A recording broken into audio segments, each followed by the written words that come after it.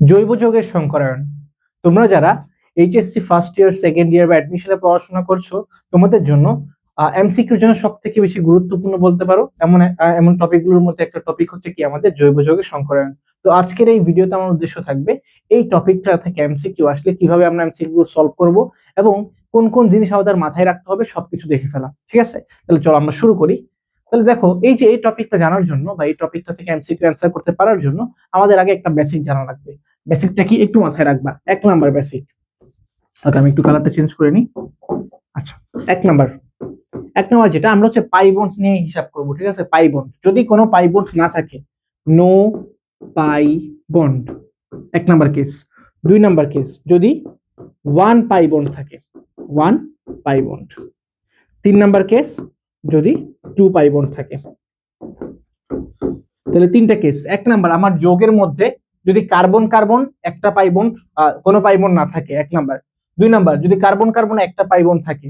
আর তিন নাম্বার, যদি কার্বন কার্বনের দুইটা পাই বন্ড থাকে। ঠিক আছে, তখন কি হবে? আচ্ছা, কোনো পাই বন্ড নাই মানে কি বলতো?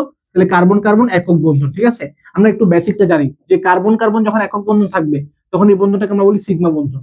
যখন কার্বন কার্বন দ্বিবন্ধন থাকে তখন একটাকে বলি সিগমা আর এটাকে বলি কি, পাই।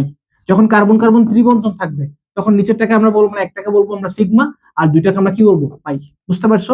তাহলে কোনো পাই বন্ড নাই, তার মানে হচ্ছে কার্বন কার্বন কি আছে, একক বন্ড আছে। আচ্ছা, তাহলে একটা পাই বন্ড মানে কি, একটা পাই বন্ড আছে, দ্যাট মিন্স এই যে একটা পাই একটা সিগমা। ওকে, তাহলে কার্বন কার্বন দ্বিবন্ধন। আর দুইটা পাই বন্ড কখন থাকে? যখন কার্বন কার্বন কি থাকে, ত্রিবন্ধন থাকে।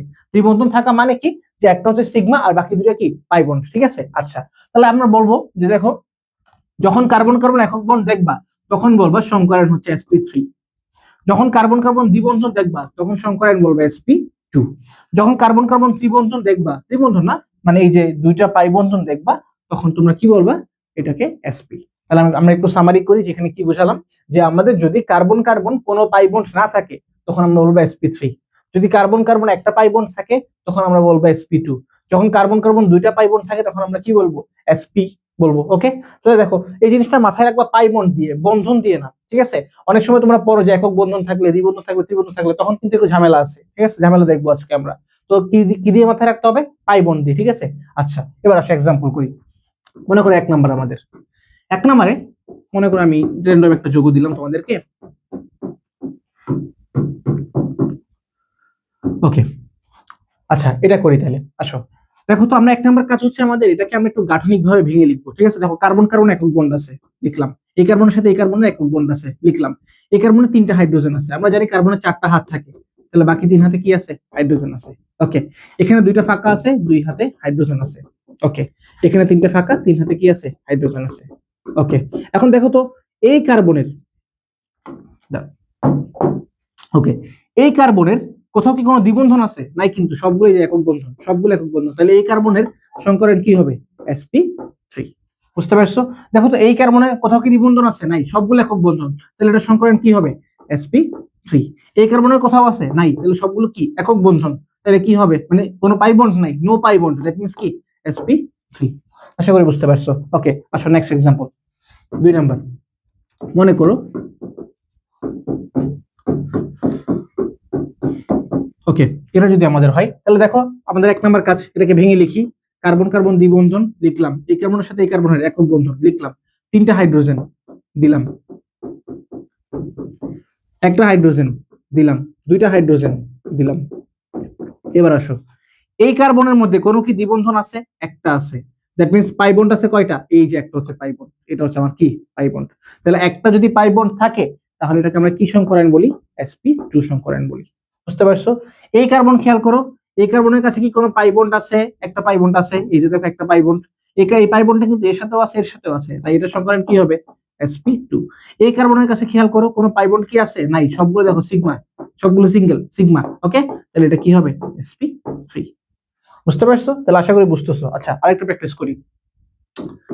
তিন নাম্বার, ওকে, মনে করো আমরা দিলাম, সরি, ওকে, আমরা দিলাম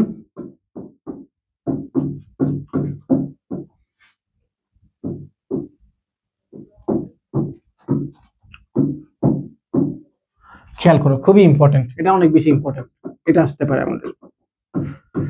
কি দিলাম দেখো, CH3 CH C CH2। ঠিক আছে, এক নাম্বার কাজ গাঠনিক ভাবে আঁকি। এই কার্বন একক বন্ড আছে, এই কার্বন ডাবল বন্ড আছে, এই কার্বন ডাবল বন্ড আছে। তোমরা ভিডিওটা পজ করে তোমরা আগে নিজের একবার ট্রাই করো যেটা হচ্ছে কিনা, ঠিক আছে? নিজে আগে খাতায় করো, যদি না মিলে তখন অ্যান্সার দেখো। ওকে, এই কার্বনের সাথে কয়টা হাইড্রোজেন আছে? 3টা, দিলাম। এই যে হাইড্রোজেন দিলাম, ঠিক আছে? এই কার্বনের সাথে কয়টা হাইড্রোজেন? একটা হাইড্রোজেন, দিলাম। এই কার্বনের সাথে কোন হাইড্রোজেন আছে? নাই। এই কার্বনে কয়টা? 2টা, দিলাম। এখন আসো, আমি তোমাদেরকে একটু আগে বলছিলাম যে জিনিসটা বন্ধন দিয়ে মাথায় রাখবা না, জিনিসটা পাই বন্ড দিয়ে মাথায় রাখবা। কেন মাথায় রাখবা? দেখো দেখো, এই কার্বনের সাথে কোনো পাই বন্ড কি আছে? নাই। যদি না থাকে কি হবে? sp3, ঠিক আছে? এই কার্বনের সাথে কোনো পাই বন্ড কি আছে? এই যে একটা পাই বন্ড আছে, তাহলে এটা কি হবে? sp2। এখন তোমরা আমাকে জানাও যে এই কার্বনের সংকরায়নটা কি হবে। দেখো, এই কার্বনে পাই বন্ড আছে কয়টা? এই যেদিকে একটা, এদিকে একটা, 2টা পাই বন্ড। তাহলে 2টা পাই বন্ড থাকলে কি হবে? sp। ম্যাক্সিমাম ক্ষেত্রে কিন্তু এটা ভুল হবে তোমাদের, বুঝতে পারছো? তাহলে কয়টা পাই বন্ড আছে? 2টা পাই বন্ড, তাই কি হবে? sp।